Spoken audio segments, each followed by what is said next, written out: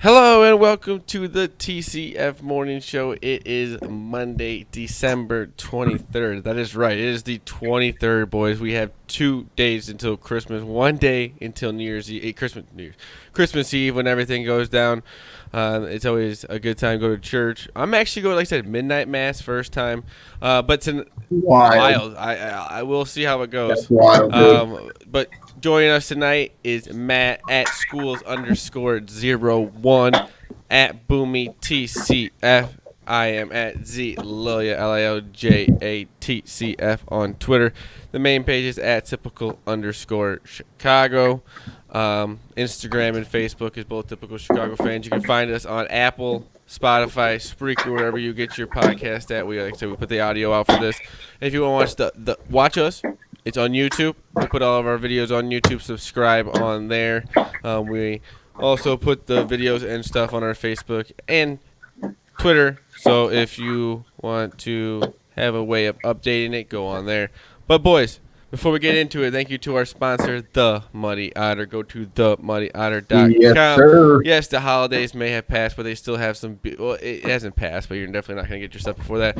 But still, some beautiful stuff on there. If maybe you get a little money for Christmas and you want to buy yourself some pottery, handmade pottery, some handmade wooden stuff there, woodworking is what it is. Yeah, they got wood stuff. But Thanks for using the big word, Zach. they made this beautiful mug for us here. Hannah made this for us with the beautiful TCF logo on there. The Muddy Otter, beautiful little signature on the bottom there. Like I said, go to themuddy.otter.com. Check them out on Facebook and Instagram. Like I said, they have some of their videos of how they do all this stuff. I don't even know where the first way to start with that kind of thing. So I think that stuff's pretty cool. Go on there. Help out to the Muddy Otter. Hannah, Mitch, Prince, we love you guys. Well, our first subject of the day, boys. I know this is going to suck because we just got done watching the Bears lose to the Kansas City Chiefs 26-3. It was ugly. I don't know why. I'm actually going to get a little pissed off here. I don't know why they even put this game on Sunday Night Football. Disrespectful to us in a way that we, as the fans, we're already down. We're out of the playoffs. We have to watch it on Sunday Night Football. It was just a bad game all around. Nothing good happened for the Bears in that game. Patrick Mahomes, other than the fact that if you didn't know, Matt, the Bears could have drafted Patrick Mahomes. If you didn't know that before tonight, you knew it now because Deshaun they Watson said too. it. They made sure everyone that was watching the game knew that, even though the Bears fans, yes, we understand that. And then the double doink happens for the Chiefs. So then Sunday Night Football thinks that they need to show the video of Cody Parkey doing the double doink in the Eagles game last year, where pretty much all Bears fans hope had to go die at this point because this year has been nothing but just bad stuff. I read a little stat to Matt before we started the show. I think the Bears are a 14-12 against the spread. 4-12, sorry, 4-12 against the spread this year. And they were. That's a. I think you said 4-11. I think you said 4-11. And Yeah. that would make sense. And they were. That's NFL worst. They were an NFL best last year, which is just unbelievable. It just shows you the turnaround from this team. Matt's final thoughts on the Bears season. Yes, we have one more game, but tonight it was just put to rest that it is just gone bad. The only thing you can hope is like that they take tonight in an embarrassing loss like tonight was, or last night, I guess I should say, and use that to stew on it every day in minicamp and every day in training camp and every day that anytime there's a camera in front of you or a microphone in front of you, just like they did the missed kick last year, and just talk about, embarrassment, just live on that all season long. So then we can rally around some other pointless thing that this coaching staff can use and, beat into our heads how it's going to make this team better next year. You know what? I'm done with that kind of shit. I just can't. Because that's what happened all offseason. We go on and on and on about getting a kicker. We need to get a kicker. And guess what? Eddie Pinheiro has been sucked. He's hit a few. He might have hit a field goal tonight, but pretty much other than that, he's been pretty unreliable for us here. And yeah, but it's not Eddie Piñeiro's fault that the record is the way it is. No. What I'm talking about is the fact that we used that all offseason. We went on and on where everyone was trying to hit that. Oh, we missed a field goal. We need a field goal kicker, and guess what? We didn't get a field goal kicker. We spent all offseason making people hit the field goal from whatever the Cody Parkey length was. We made it into this whole big thing for the media and this and that. And guess what? We still went out there and we didn't have a reliable kicker. Can you just feel like the whole rallying cry all offseason is going to be, we don't get any respect. We don't get any respect. You could just feel that they're gonna glom onto something stupid like that, and it's just, I don't know. I don't know what the problem is. I maybe would have listened a little more if we didn't see what we had tonight. It was just an embarrassing game. It seemed like nobody was really into the game. I understand they're out of the playoffs, but like, you are still trying to fight. You're at home. I can't imagine why. I think I'm very respectful of the Bears fans to go to the game tonight, but I can't see one reason to go tonight. You're out of playoff contention, other than if you want to see Patrick Mahomes maybe play football in person. Maybe that's why you would have gone to the game tonight. But other than that, there was no reason to go. This team gave you no reason to be there, and it was just an all-around ugly night. Like I said, last week, Anthony Miller has a great game, and there was one play tonight where they had a nice little end around to him. They tossed the ball, and he just dropped it on the run, and it just seemed like nobody's heads were in the game tonight. And I guess you can understand why, but as a fan, you'd like to see a little bit more fight, at least hopefully next week we'll get a little more fight. I don't know. Well, you just look at like what, like when you watch Tyreek Hill on the field, like how that guy is so ridiculously fast and such a good playmaker when he has the ball in his hands. Like he just makes play after play after play. Whether it's like, I don't know, it seems like he goes up higher than even like 6'3", 6'4" receivers do. Like he just seems to get up really well. He's so quick. He's really strong for his size. And my God, it's every time he's got the ball, it's a big play. The Bears don't have a guy that is capable of that. You know, Allen Robinson is a bona fide number one receiver. That guy can be a number one on any team, but he's not like the explosive, big play guy. Where you have a guy that could just, one play just flip the field on everything and just flip the tide everywhere. Tyreek Hill I don't know. The Bears need somebody like that. If you're going to have, because you're going to roll into next season with Trubisky. That's pretty obvious. I don't think there's really any way around it. Maybe you have a veteran that's going to give them, competition in training camp, but they do need another playmaker offensively. And they also need not a bad. Shut up. That's not a horrible option. We're talking about like wide receivers, like playmakers like that. We're not talking about a Jameis Winston. True. I don't know. It's just so disheartening. I just want this team to be good. I don't know, man. It just sucks. They're a joke. It's embarrassing. It's like there's so much hope going into this season. The expectations after last year, yeah. We had that horrible double doink in that game, but there was even after that game, people were just so excited, and you don't really think about how quickly you can go from first to worst. And in a way, this season kind of just shows you what an NFL team can do. Like we literally, they were what 12-4 last year. Yeah, I don't know why we're surprised either. Like it's not like the Bears ever like in our lifetimes have had sustained success. No. So it's like, they have a good run one year, and the next year they suck, and it's just the same thing. It's wash, rinse, and repeat. It's the same thing. There's something like in the organization that just will not allow us to, I don't know, keep a playoff contention running. Like we just, I couldn't imagine. It had to be back in the Urlacher days. And by playoff contention, I don't mean being a game out in week 17 either.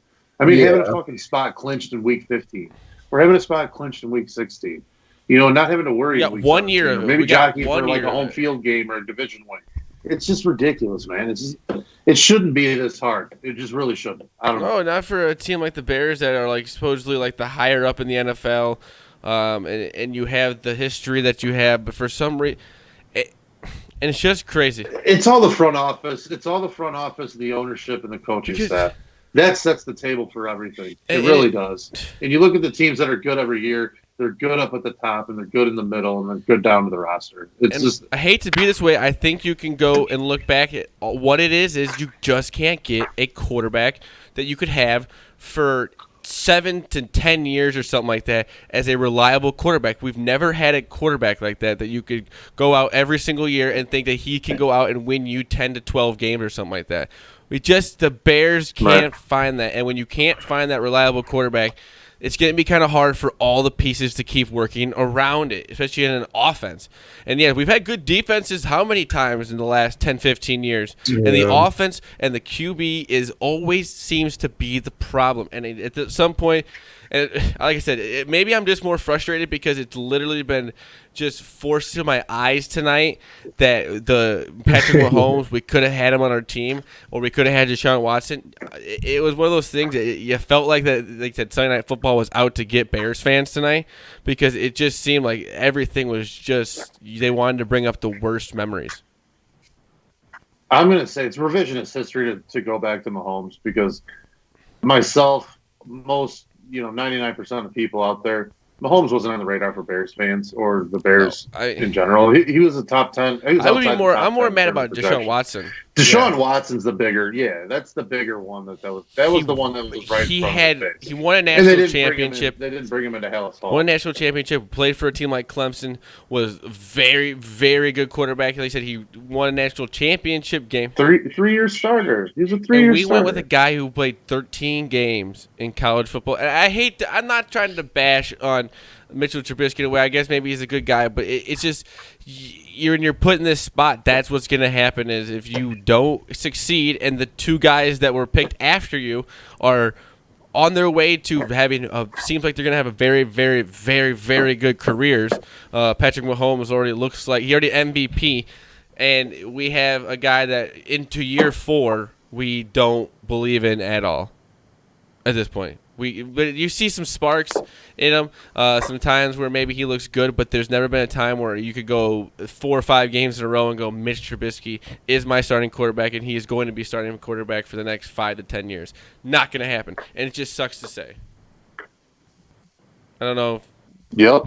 I got nothing else either. Like I said, there was Boomy went over today. We recorded the TCF podcast. A lot of bad games. Sprinkled in. The good games were mostly yesterday. Like I said, Houston, Tampa yesterday. Houston gets a 3-point win, but we were going over some crazy Jameis Winston stats. He's just unreal stat. Like I said, you threw the name out there. It's funny, but I mean, you can maybe take a chance with maybe Jameis Winston because he's a gunslinger, and he could get you some touchdowns. I know there's a lot of interceptions mixed in with those touchdowns, but you might want to. Yeah, 4 interceptions, 335 passing yards. That's insane. That's like Madden numbers. That is Madden numbers, and they said it just the way he sometimes goes about getting all those yards and touchdowns may not look great, but. You don't know. He's keeping the Buccaneers in some games that they probably shouldn't be. Did you guys see his post-game interview when he was just like, yeah, he's like, I got to play. He's like, I can't turn the ball over 4 times. I don't know what you guys want me to tell you. Like, I appreciate the honesty. I think isn't it a thing that he like needs contacts or something? That's a theory. I don't know. Because what is PFT calls him Jameis Winston. Yeah, because like when he throws a touchdown, sometimes he takes his helmet off. It looks like he's like looking like he's squinting at the scoreboard or something. Like he needs contacts or something. What if it is like you get Jameis Winston some contacts, and it's like boom, the Jameis, and then he just like never throws an interception Jameis again. 1 of 1 is just like I was totally right. He's gonna be a Hall of Famer. That's crazy. It's like Ricky Vaughn when he put glasses. That's crazy on. That there's somebody out there right now that's job is to, or he just all of his time is to make people think that Jameis Winston is a Hall of Famer. He wrote a whole book, Jameis 1 of 1 on Twitter. If you want to debate, he is a debater. He is a great. New England takes care of Buffalo, but Buffalo does. They put up a fight, only losing by a touchdown, keeping it close till about late, and then New England got that touchdown 2-point conversion that pretty much Josh Allen, he's a good quarterback, but it just seems like sometimes he just, in the big moments, he can't lead those big drives. He's still young. I think he's a good quarterback. You know, I do too. I just think if he gets a little bit more time to mature, and especially once Tom Brady's out of that division, they're gonna be there for a little while. I think if they can continue to build around the defense and get Josh Allen a little bit better offensive line. Like we said, yeah, with the Patriots the last 20 years or so, they've been to the playoffs like 18 times. So having a team like that in your division is pretty tough. And like I said, maybe it'll be 3-4 years, I don't know, but at some point Tom Brady is going to have to retire, and maybe Bill Belichick will move on after that. So maybe the Bills' time is just about to be ready for the Josh Allen era. She said they're going to be in the playoffs this year, so maybe they can make a little run. Who knows? It'd be exciting for a Bills team just to be in the playoffs. Like I said, exciting for Buffalo. They deserve it. Absolutely. And then the Rams get shut out of the playoffs this year after making it to a Super Bowl. Is that when was the last time? Is it recently? No, the Falcons did it the other day, or a couple years ago. That's what I thought. Right after they blew the lead in the Super Bowl, they didn't make it the next year. Like I said, the Falcons have always kind of been that way, like a good year, then a bad year, the good year. They really haven't been able to keep they have always had the same quarterback, but it's just like they can't keep the same momentum going, even though they had good wide receivers too. Yeah, their defense has been bipolar as well. I just saw a tweet, dude. I'm stewing just looking at this one. I'm sorry, guys, but this Robert Mays tweeted the Bears picking Adam Shaheen over George Kittle is more embarrassing than picking Trubisky over Mahomes. I don't know about the validity of the tweet, but when you really sit there and I am on so that tired of all these. Stop bringing this back up. I wouldn't remember. I wouldn't remember. This makes me want to throw up. Oh my god! That's unbelievable. That just makes you want to yell. Could you imagine Deshaun Watson throwing George Kittle down the middle of the Soldier Field? Stop it. Guess what? Can someone bring me a Madden game pronto so I can? Honest question though, guys. Like, what? How much stock do you put into thoughts like that? Is it like, to me? None. Only when I'm depressed. Would Patrick Mahomes develop into the quarterback that he is under? I mean, I guess at the time it was John Fox and then Matt Nagy. John Fox didn't want Mitch Trubisky. Is there any validity into like tweets like that you guys look at? I mean, is it just like, I don't know. I think there's got a lot behind the developmental side of it too. My thing is too, there's a lot of other teams. The 49ers. There's a lot of other teams that didn't pick them too. So yeah, I'm not gonna say. I understand the Bears were in that same draft and maybe didn't pick their players they picked weren't very good, but there's probably other teams that could have picked both of them up too, and didn't either. It's just this thing that now you're playing the Chiefs, Patrick Mahomes. The Bears aren't doing well with a quarterback that's just not doing well. You picked him with 13. You picked him with 13 games in college football, and you traded up to get the position. You don't have draft picks this year because of it. It's just everything gets brought back up, and then you go, oh, look who you could have had, and maybe it would have been different. It's just a lot of that kind of stuff. I think you're absolutely right. To speak to your question, no, I don't think there's a lot of validity because I think you're absolutely right. It's some developmental stuff. There's scheme. There's all kinds of stuff that goes with it. Maybe the guy turns his knee wrong on Soldier Field, and not even in a game. Maybe he just gets off the wrong side of his car in the street. Right. Butterfly effect type stuff. Yeah, absolutely. I just think that there's so much though. When things are going bad, the media has the ability to kind of just twist the knife a little bit, and they drop little nuggets out there like this just to kind of rile up the fan base, and it works because I'm riled up, and it pisses me off when I still envision stuff like that. Yeah, there's nothing I can do about it. You also got to look at would George Kittle be having that good of a career if it wasn't for them getting Jimmy Garoppolo in a trade. Who knows who his quarterback would be. I'm not saying he wouldn't be a good tight end, but he also got a good quarterback. I think they got him, I'm guessing, after they got they traded for him after they got George Kittle. Great kid. And I've always thought this, like would Michael Jordan have been Michael Jordan if he got drafted by the Trailblazers? Would he have been Michael Jordan if he was drafted by the Rockets? You know, like there's just, to me, like I look at it like almost in the time traveler's mentality, like butterfly effect, like I said, like maybe, you know, Patrick Mahomes isn't Patrick Mahomes the way they look at. Maybe the Bears would have tried to make him, you know, a pocket passer instead of letting him be the versatile guy. I don't know. It's just one of those things that always gets talked about when you have situations like this with Pat Mahomes and Mitch Trubisky, obviously. But I always just think they're like the stupidest arguments in the world, or the stupidest points you see on Twitter. I'm like, you don't know how it would have, you know, developed or changed. And like I said, tonight's game didn't help any of that. Like they said, they've said it about 10 million times. Let's go to college. Let's go to college or something. Wait. Cincinnati, we can all feel better about ourselves. Cincinnati, they locked up the number 1 spot, so they will be the number 1 draft pick, losing by 3 to the Miami Dolphins. So that was the most exciting game of the day, too. Yeah. Well, Giants Redskins went to overtime. Yeah. They won by 6. Yeah. Another not good game, but turned into a good game. Pretty much those 4 teams in the toilet bowl. The Jets beat the Steelers. That should be the semifinal. They should have to play the final for the toilet bowl next week. The winner of next week gets the number 1 pick. That's a good way to flip it so you can't tank. Or is it the loser of the game? Or relegation. Week? Let's get the here, boys. Who's going to get replaced by LSU or Ohio State? Yeah. The Eagles locked up the NFC least, as Big Cat would say. They will be in the playoffs. They're 8-7 right now, and that team will be in the playoffs. That always feels good when your team is not in the playoffs. Cleveland is Cleveland broken. Freddie Kitchens is at least going to not be on that team. Baltimore took care of them. The Colts beat the Panthers. The Falcons beat the Jaguars. And the Raiders beat the Chargers. And the Broncos beat the Lions. Those were just games that you would hate to see. As I like to say on the podcast, those were NFL games that the Cardinals beat the Seahawks.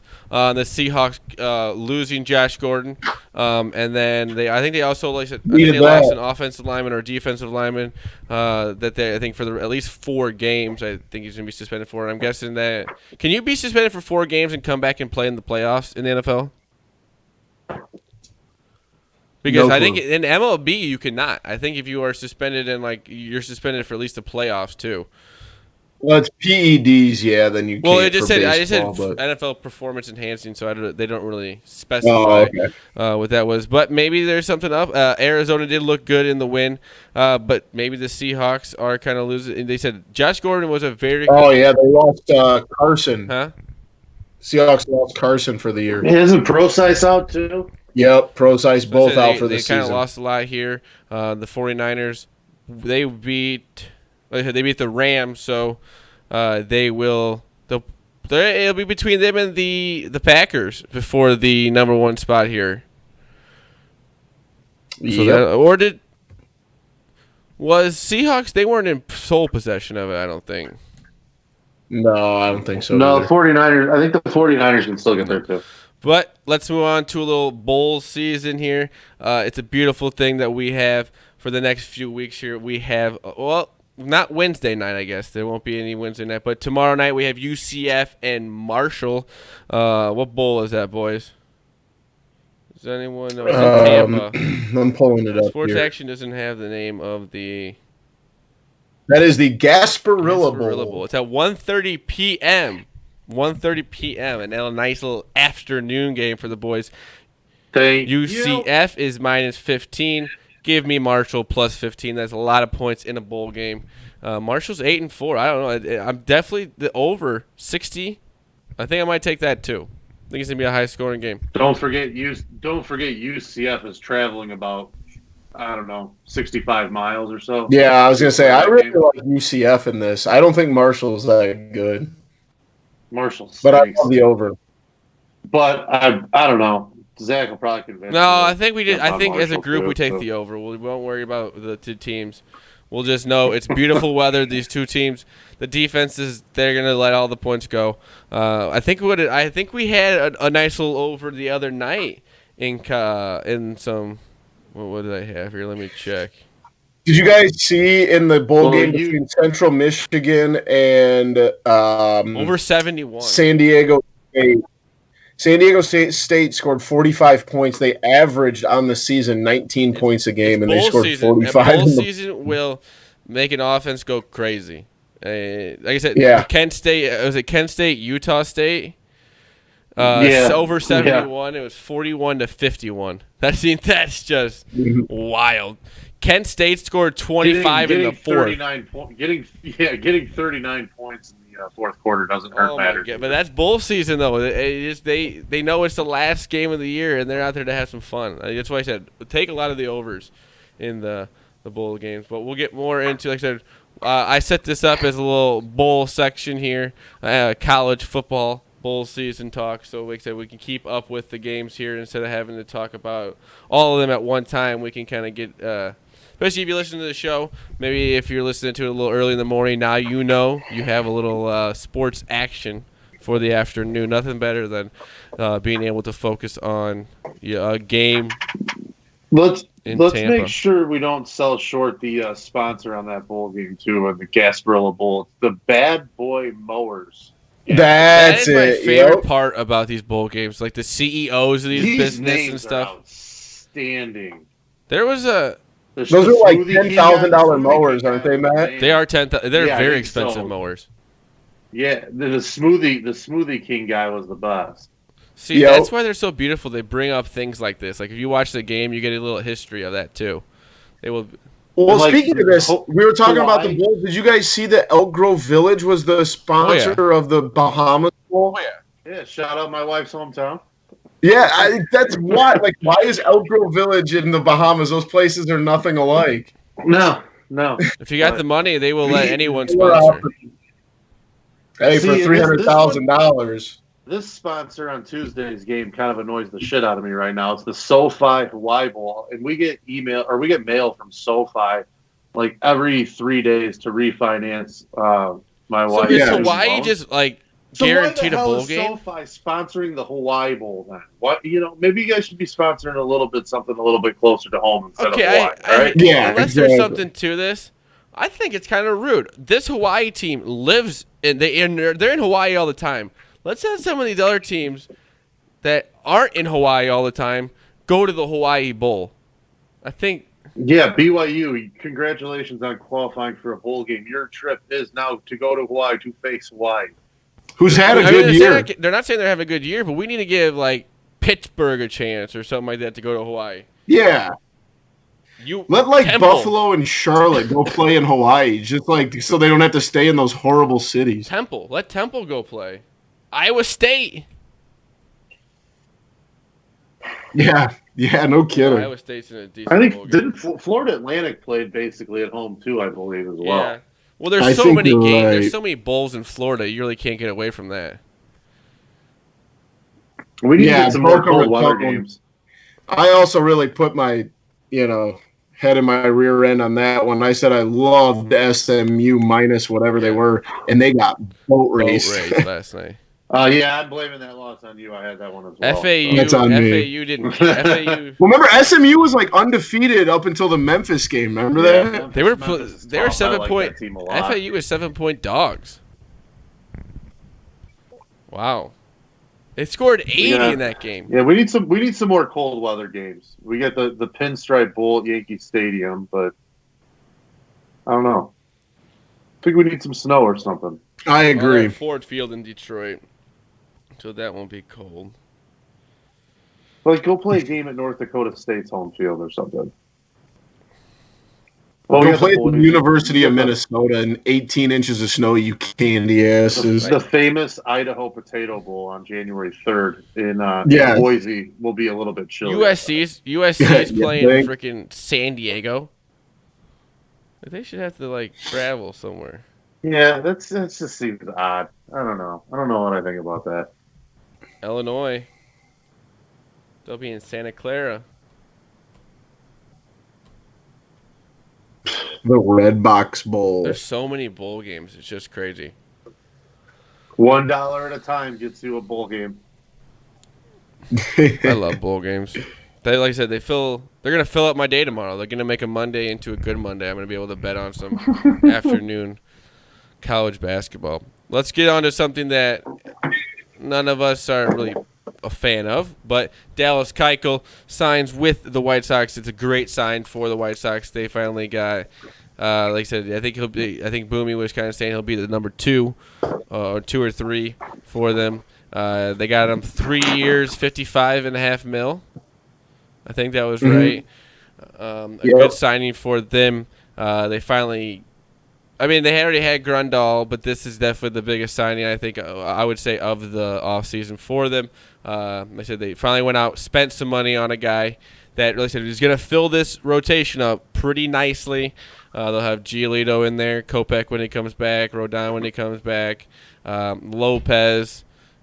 Cease is in there, so we'll kind of just have to see how the rotation fills out here and see. You guys think that this turns them into, I think they were kind of already maybe in a little contention because I know that the Royals are kind of stinking right now and the Indians have kind of given up, but the Twins will be a little tougher, but you think they'll be competing for a division this upcoming year, boys, because of this? Yeah, the division's definitely going to be. I mean, Minnesota, I still think is the best team in that division, but They Cleveland's just took tearing it down, though. especially if they trade Lindor. I mean, it's the White Sox have a good chance to step in and compete. Minnesota just took a hit to their roster too, though, with Scope leaving, Crone left too. But I think both those guys went to Detroit. If I remember correctly. So guys that they kind of relied on in their lineup. So I do think the Sox are definitely a contender this year. I think Kopech is the key, though. If he comes back early enough to make a significant impact, it's going to make the Keuchel signing a lot better too. Because I think if Keuchel's your 3, you're sitting right where you want to be. If Dallas Keuchel's your number 3 pitcher, if he's higher than that, I think you got some questions possibly. But no, I think it's a good signing. I thought they should have ponied up for Ryu and paid for him, but he just signed. Yeah, Keuchel. Yeah, that's what you guys were saying right before we jumped on. With Toronto for like 80 mil. 4 years or 3 years? It's making all this Darvish contract look a hell of a lot better. Speaking of that, boys, this will be, what were you saying, Boomy, $1.2 billion that Scott Boras. $1.07 billion. Scott Boras has signed his clients to this 4 years, off-season. $8 million per year. This offseason, he has made his clients over $1 billion, and he will get a percentage of that. We don't really know how that works, but he will be making a lot of money. If it's at 3.5, that means $35 million. Wait till the Cubs announce the 10-year, $300 million extension for KB. So he's not Javi's agent, right? I didn't think so. Yeah, well, see, you're just gonna. That's just. He will go down as the greatest agent in sports history. I'm a fan of what he's doing because what he has done at least has sped up the process. Last offseason took forever. 2 months into it, we still had Dallas Keuchel and Craig Kimbrell, who is the Chicago Cubs still. Well, even look how late Harper signed, and he didn't have a great year by any stretch. Maybe guys are seeing that and seeing the regression of not signing so early, you know? Let me throw this question out there to you. Who's got more power, Boras or Scott Manfred? Or excuse me, Rob Manfred. Scott Boras or Rob Manfred? I guess you'd have to say the guy who runs baseball does, but he works where he is agents for enough guys in the league right now making enough money for the league and or whatever that he, like I said, he has a lot of power also because he's their agent. He can tell them what he wants and kind of go with that. And baseball is forming around all of his clients right now. Well, I think it's a good question, Matt, because it makes you think. But at the end of the day, Rob Manfred could actually, if you really wanted to, control some of the things that Scott Boras does, where Scott Boras, at the end of the day, like can't really control as much as Rob Manfred. But it is I think 1A and 1B when it comes to most powerful men in baseball. I think my only thinking with it, and kind of with the question itself, is when there's collective bargaining agreement discussions coming up, I don't know if there's going to be a louder voice or someone who's going to catch more ears. Yeah. I think he's going to be more important than union reps are going to be. In the MLB Players Association. He literally has. Because I mean, what are you saying? You go ahead. He's got to be worth more in contract than a good majority of the agents combined. He's technically worth $1 billion to this league because the guys that he works for and that this league needs to make the money is $1 billion. That's this month. That's not talking Harper and Machado, right? Or both his. He's gonna be like somewhere like around $2 billion probably. Where he probably around and this Chris thing. Bryant coming soon, and a bunch of other guys coming soon. It's nuts. Like you say, it's just whenever you kind of talk about the whole Chris Bryant trade thing and everything, this is kind of why maybe it's speeding up a little bit. Is because you're gonna have to give him 7, 8, 9 years, $300 and something million just to satisfy a Boris client at this point, because he's going to want to break records. He's just going to want to keep breaking records. It's going to keep going higher and higher and higher. And it's going to get insane by the end of the whole thing. Like I said, Scott Boras has changed the game. That's what you can at least say. He has changed the game. Totally agree. We were talking, like you said, with the Bears losing tonight, they're out of playoff contention. Technically, the Chicago sports has been shut out of the playoffs this year. No White Sox, no Cubs, no Bulls at the beginning of the year, no Blackhawks, not even no Bears. Like the Fire. And it's one of those. It's just sad. And Matt kind of brought up that maybe we would like to get away from sports every once in a while. And so we're going hobbies outside of sports, and we're both going to all maybe give one or two. But boys, I'll let Matt go first because this was his thing. What's some hobbies that you like to maybe go to when maybe you get into a gambling hole or get into just a sad state from your sports teams just letting you down? Hey, I do want to make a quick addition here real quick before I let you go, Matt. Zach, can you have a little respect? The Chicago Sky did make the WNBA playoffs. That's my fault. Let's have a That's my fault. We can't let that happen again. Yeah, that's unacceptable, that's man. The Sky made the playoffs. They did not win. That's really, it's on all of us. We all heavily gambled on the WNBA finals, though. Well, I gambled a lot on the WNBA this year. No, I mean, like you said, you pretty much nailed it.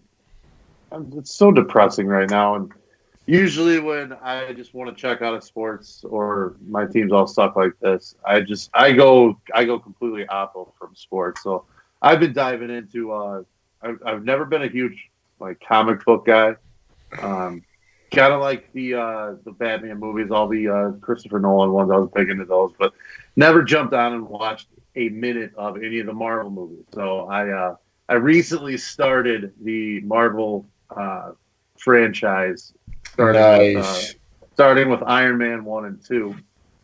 And I was told I could skip Hulk because I think Incredible Hulk was in between those, but I was told to skip that one because it was pointless and it didn't matter to the story. So I did. Keep it moving. Getting ready to start Thor next. So yeah, that's where I'm going. What about you guys? I'm kind of similar, Matt.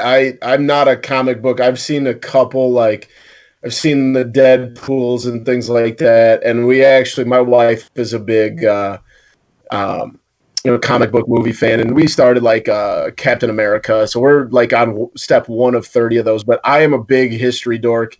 And anybody that, knows me, I just dive into history documentaries. Like right now I'm working on Oliver Stone's Untold History of the United States, and then I've got the pivotal points of World War II already downloaded. So big into that. I love any Ken Burns documentary. I've seen almost all of those. So I'll sit there and just take those in for a couple hours. And also I love weightlifting.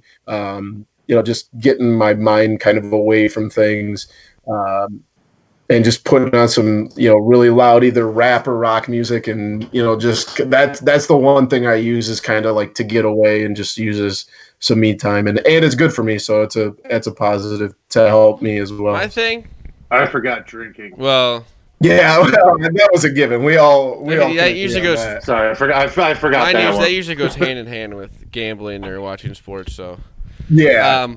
Mine would have to be, this is just like a quick get away from sports I just got to get away for the night or something. I go clean my truck. I go down to my dad's shop. I do a good outside, inside choice. cleene. It makes you feel satisfied that you got your car clean, and also it burned about 4 or 5 hours if you can maybe kind of slowly do it, not work at it too hard, and like I said, maybe have a few cold ones while you're doing it, but... If you ever get really bored, you can always come to my house and clean my car. Oh, Boomy cleaned yours today. Yours is good for a while there. I did. We don't have to... Well, until the dead mouse smell comes back, because there's definitely a dead mouse in my engine. Disgusting. That's what we were breathing in on the way back from Green Bay. Oh, yeah. On the way there. But like I said, just a nice little quick getaway. Like I said, maybe listen to a few podcasts here and there while you're doing it, and then it's a nice little break from, like I said, you can't watch sports. I mean, there's no TVs. Oh, there's a TV down there, but no watching TV, and you can't focus on something. So get your head away from gambling or Chicago sports, just making us very sad. I guess Boomy doesn't know fully all of that, but he will soon enough. Don't worry. We're gonna. Hey, don't worry. My Florida Gators are killing me right now. We lost to freaking Utah State yesterday too. That's usually my one way to get away. Like we talked about in our group message. Like I always, I get over things quickly because I have, usually Florida basketball to fall back on, and they stink now. And I don't feel great about the Packers' chances to get to a Super Bowl, but we'll see. Wait, I said, before we were gonna go, we could before we get into the Boomy's wacky web story, there has been 5 number 1 teams now going down in college basketball. A lot of parity to the season. There's a lot of it's gonna be exciting. Like I said, there's no real dominant teams right now.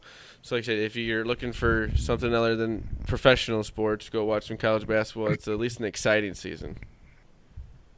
There's at least parity. There's a nice little. Hawaii's actually playing right now. Just look at that. Yeah, tied at 30 in live first bet, half. Maybe. Speaking of live bet. Hey, Carolina did get a big win yesterday against the always dangerous UCLA Bruins. So it was a big Saturday for you. I'm telling you, Roy Williams will coach this team to at least a few wins that they probably shouldn't have because he has. I mean, you ever see the videos of it? I feel like those guys UCLA is so bad, though. UCLA's ass. Hey, but you lost to some bad teams, too. Is Steve Alford still the coach there? No, it's Cronin. He did get fired, right? I think he was asked to leave. Now. Well, he's an ass clown. That's why. He's a horrible person. He's a bad dude. He's a bad dude. And he gets into lots of trouble with. Hey, I probably shouldn't say this on air, but I once shook Pierre Pierce's hand when I was like 8 years old. I was. You know who that is, Matt? I went to the game when he played against Andre Brown in the sectional final at Westmont. Yeah. It was them against Leo, and Pierce was. I think Pierce was a junior. Yeah. Brown was a senior. Brown went to DePaul. Oh, those two guys went at it. It was a ridiculously good game. Yeah, at the state tournament, we were sitting like on the aisle, going like where the players would come in, and like I just stuck my little 8-year-old hand through the gate, and Pierce dapped me up. Yeah, he was pretty horrible in high school, man. He was a bad dude though. Let's move on to the Boomy wacky web story for tonight. Boomy, let's hear it. All right, this comes a perfect story of vindication that I like to hear. This takes us to Ontario, Canada. A man, an armed robber, was trying to steal a puppy from his owner, this adorable little 9-week-old American bulldog named Tarzan. Just an absolutely adorable dog. But karma came back really, really, really fast because as the man tried to take the dog, he accidentally turned and he shot himself in the leg while he was trying to get away. This man had a government-issued 45 caliber Colt handgun and put the round from the handgun into his own leg. He was charged with robbery and firearm-related offenses. So you gotta love to see karma coming back and just biting people in the ass almost immediately. Yeah, that's his quickest karma I think can work. It's like a little Cheddar Bob situation right there. Yeah, he definitely Cheddar Bobbed himself. But, like, if you're going to try and steal a puppy, you know, you shooting yourself in the leg is the easiest way. Like, that's the nicest, way to get away with that. Like, that's like one of those, like, it's when you look in the mirror and you're like, yeah, I shouldn't have done that. I deserve to shoot myself. I deserve to Cheddar Bob myself. At the end, Eminem puts that in the rap. At the end for the battle. Yeah. I do got a dumb friend named Cheddar Bob who shoots himself in his leg with his own gun. I did get jumped by all 6 of you chumps. Still a great movie. A great movie. That is a great movie. It's the last. Was that one of the last things Eminem was kind of doing? I mean, he still makes music and stuff, but he really isn't like doing that kind of stuff anymore. Or when he went out, or when he went onto the booth in that Michigan game on that Saturday night when who was he? When he was like, yeah, was it Musburger? I think he was with. Yeah, that was why he was gone. Just felt maybe he felt weird about Musburger or something. Yeah, that was a Musburger. He is the best. Absolute best, by the way. He's the greatest that's ever done it. He has the greatest job of all time. Yes, I mean, he just sits in Vegas, and he said he was on PMT the one time. He's like, "Yep, I go down for coffee. I look at the lines, and I just go through it, and it's my job to talk about it." I'm like, "My goodness, you have like the greatest job of all time." He's done it all, and now he gets to do that. Right. All the games that guy's called, he's been like just some of the greatest games. To have those voices is just so lucky. You are looking live. Oh my gosh, like him and like Joe Buck. Just that drop. Like games that Joe Buck has done, like awesome football games, awesome baseball games and stuff. Like to have that job would just be unbelievable. Unbelievable. But thank you to our sponsor, the Muddy Otter, for being a sponsor for this show. Beautiful little mug right here with the TCF logo with the Muddy Otter at the bottom. Go to themuddyotter.com. Go check out all their stuff on there. And they also go to their Facebook and Instagram page. Thank you to the Muddy Otter. We love them. It has been the TCF Morning Show, Monday, December 23. Anything else, boys, post-show that we would like to talk about? Anything from the weekend? My Lakers have dropped 3 in a row. I'm kind of sad right now. I think it's me. I think I bet on them 2 of those 3 times, and they lost. Stop doing that. No, I dropped a legendary performance at the grocery store today. Yeah, boy. Yeah, so it was just really on my game. So I think this is officially becoming the number 1 grocery shopping podcast on the planet, boys. 100%. How do you? I want to know why. Why was it such a great? Like you got in and you got what you needed and you got out. Yeah, podcast. Got in. Didn't even need to. Barely. I mean, I made it in like a third of the way through one. Matt, it's funny you say that. I put an old episode of KFC Radio on, and I was in 20 minutes, $109. I think I was out. Got everything I needed, nothing extra. Out of the store in less than a half hour. It's money. It's funny you say that, Matt. I got let loose in Target last night with my wife, and I was hungry.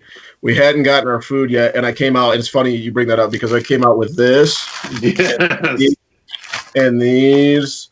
And I don't need them at all, but I was hungry and I was, just not really mentally with it. And now this is all sitting on my desk here at home. So that's just a celebration of a good performance. That's called popping the champagne at the grocery store. But that's like all I bought. Oh, that's not good. Hey, the wife had to get some other stuff. I just kind of was tagging along, and then I got all this stuff that I really didn't need. But hey, what are you gonna do? Sometimes being a good role player matters too.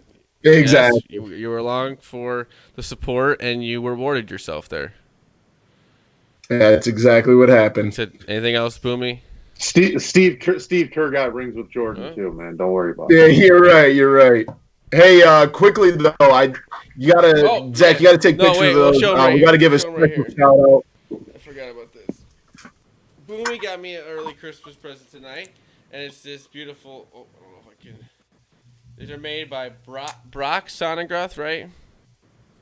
Yep, Brock Sonegroth. He is the art teacher, former football coach at Mendota High School. He was the sophomore football coach when I was a freshman. Played for him for a couple games, and he was always around when I was in high school. Great dude, an even better artist, and a diehard Bears fan. So got Zach an early Christmas present. He's got some amazing stuff. So make sure you check. There is pretty awesome. Yeah, he's really, really talented. So if you're go ahead. If you're, he has a Facebook page called Art of Brock Songroth, SONDGEROTH. He's really good, obviously with sports stuff, but also he does some comic book stuff that is just really, really cool. So go check him out on Facebook. Art of Brock Songroth. Like I said, one of them, if you didn't notice, was Khalil Mack sacking Aaron Rodgers, so I know how tough that was. You almost didn't get that one. That one almost made its way to the garbage can. I couldn't believe it. That was the first one I pulled out. I'm like, wow, I can't believe Boomy actually bought that without ripping it up or throwing it away. But he said it was awesome, awesome. You said hand drawn. Those are copies of his original hand drawn artwork. Nice. Very nice of you too, Boomy. Thank you very much for that. Like I said, they'll be making their way behind here. Like I said, they're in like a little bit of a. I guess I don't really buy picture frames, but it'll be tough to get the picture frames for them. So I'm just gonna hang them behind here. Every once in a while, you'll see one pop up, and you said that's from Brock Songroth. He has a Facebook page. You said. Yep, Art of Brock Songroth on Facebook. Like I said, yeah. Thank you for joining me today at schools_01. At Boomy TCF on Twitter. You can follow me at ZLILJA TCF on Twitter. The main page at typical_Chicago. Instagram, Facebook, Typical Chicago Fans. Go subscribe, rate, review on Apple, follow on Spotify, and check it if you want else. Either Spreaker is on there too. Just go to Spreaker.com, type in Typical Chicago Fans, and you'll find our podcast on there. We put the audio out from here also. So like I said, if you can't watch, you can listen. Or if you're just listening, you can also watch on YouTube. Go subscribe on there to us on there. I said it about 10 times. Hopefully, everyone had a good Monday. You're getting through your Monday. This has been the TCF Morning Show, Monday, December 23rd. One more pretty much left for the week here. We'll be doing one tomorrow night, but we will be off Christmas Eve and Christmas Day. So, like I said, we got one more tomorrow night. We'll get into some more bowl games, and maybe at some point, boys here, maybe we'll be able to break some Cubs news at some point. That'd be nice to see there. Maybe. It'd be nice to see. Everyone like I said, hopefully you had a great Monday. We love you all. Peace. Yeah.